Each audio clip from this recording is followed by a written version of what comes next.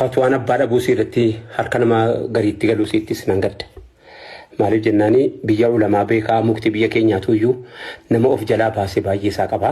Tarii isaantu biyya namoota warra fatwaa kennitu biyya bakka bu'ee kenne dhuguma yoo biyya bakka bu'anii kennanii yoo gaafeen sun dhuguma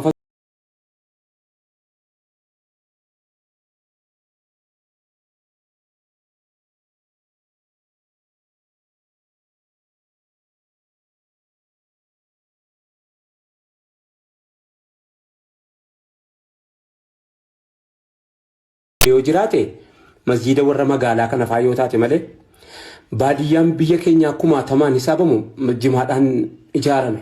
Inni diyaasporaa ta'e kun dhibbatti haraami jennaan osoo hin taane biyya abbaa qabdi muftiin gommaa haraama nyaataa du'anii jechuun namatti ulfaatti.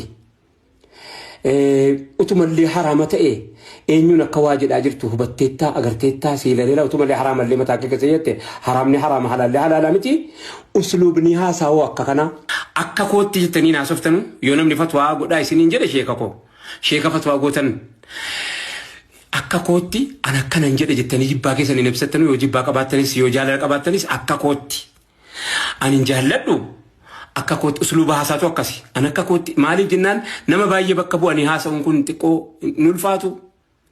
Ulamaa jimmaa guutuu bakka bu'anii ulamaa wallaggaa guutuu bakka bu'anii ulamaa baaleen qabdu ulamaa harargeen qabdu bakka bu'anii haasa'uun haraamallee haa ta'u mariin barbaachiftu gan akkanan jedhati maal jetta. Ila beeytanii hoo harargee ani akkanan jedhi haa ta'u maal jetta.